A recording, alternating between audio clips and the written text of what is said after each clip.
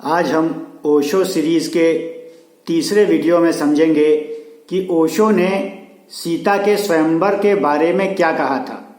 उसका ये कहना था कि राम ने सीता के स्वयंवर में धनुष को तोड़ा और सीता से विवाह कर लिया और रावण को यह संदेश भिजवा दिया कि तुम्हारी लंका में आग लग गई है, तो वापस लंका भाग गया। तो स्वयंवर में राम से कॉम्पीट नहीं कर पाया। तो रावण तो बहुत ही धर्मवान था और राम अधर्मी थे। अब हम देखते हैं कि क्या ऐसा हुआ था। अब हम वाल्मीकि रामायण उठाते हैं, यानी कि वाल्मीकि वो व्यक्ति जो उस समय राम के कंटेम्परेरी थे, उन्होंने रामायण लिखी। तो ये जो स्वयंवर है ये आता है वाल्मीकि रामायण के बालकांड में। तो जो बालकांड में ये चीज आती है कि विश्वामित्र राम लक्ष्मण को लेकर राजा जनक के पास गए, और क्योंकि राजा जनक के पास जो भी लोग आते थे शक्तिशाली होते थे, जिनको वो लायक समझते थे, उनसे ये कहते थे कि आप हमको धनुष तोड़कर दिखाइए। वो शिव धनुष को तोड़ने के लिए राम को भी बोला, तो राम ने तोड़कर दिखाया। और ये भी है कि विधि का ये विधान था कि राम को सीता से शादी करनी थी, और ये भी है कि सीता ने राम का वर्ण कर लिया था। ये चीज है, रावण का वर्ण नहीं कर लिया था।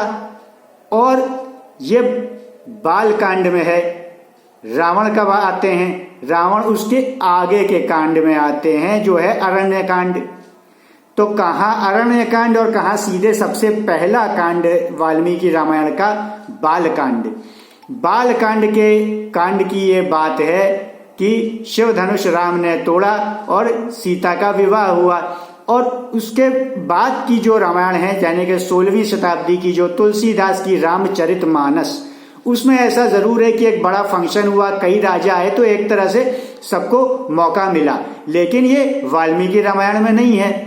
ये तो ये है कि विश्वामित्र अपने गुरु विश्वामित्र के साथ राम लक्ष्मण गए थे राजा जनक के पास। तो उनकी तारीफें सुन के, उनके गुरु से उनके बारे में जान के, तो राजा जनक ये उनको ऑफर रखा। तो रावण को झूठ बोलकर भगाने की बात कहां से आ गई? कहीं से भी नहीं आई, कहीं भी नहीं है। तो ये वामपंथी अपने मतलब की पता नहीं कहां से रामायण अपने मन से बनाते हैं, अपने मन की बातें करते हैं। फिर ये कहते हैं कि मैंने ट्विटर पे ट्वीट करते हुए समय थोड़ी गुजारा है, मैंने तो अध्ययन करके गुजारा है। और ओशो ने लाखों किताबें पढ़ ली थी, लाखों किताबें। अरे लाखों किताबें कैसे पढ़ ली होंगी उसने? लाखों किताबें, अगर किताबों के 100 पन्ने भी थे तो लाखों किताबें पढ़ने में कितना टाइम लगता है, कोई बताए?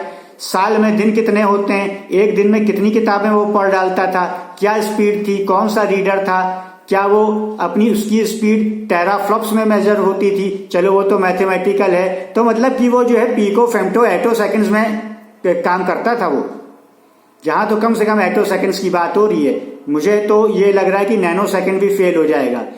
तो इस प्रकार की उटपटांग की बातें जो कहीं भी नहीं है, हो भी नहीं सकती हैं, वो ये अपने आप से कुछ सोच के कुछ भी बोले जा रहे हैं कि राम ने झूठ बोल के रावण को भगाया था। तो पहली चीज अगर मान ले, चलो इनकी रामायण के हिसाब से भी मान लेते हैं, तो अगर ये भी कोई झूठा रामायण ये लिख भी रहे हैं, तो झूठ भी तो कुछ लिखे जो उसका कुछ सर पैर बने, कोई सेंस तो बने। क्या राम ये जाके झूठ कह देंगे कि तुम्हारी लंका में आग लग गई? उसके हिसाब से भी ये चीज अगर कोई चाहेगा तो उसका पिता चाहेगा, फिर पिता झूठा संदेश भिजवाएगा, क्योंकि कोई पिता नहीं चाहेगा कि उसकी पुत्री का विवाह एक राक्षस से हो। कौन चाहेगा? आप चाहोगे अपनी पुत्री का विवाह राक्षस से करना? वामपंथी चाहेगा अपनी पुत्री का विवाह राक्षस से करना? ओशो चाहेगा अपनी पुत्री का विवाह राक्षस से करना? कौन चाहेगा? तो फिर ये अगर करता भी तो वो करता, मतलब राजा जनक करते। और सीता ने ही राम का वर्ण पहले ही कर लिया था, देखते ही, स्वयंवर से भी पहले। ये भी है।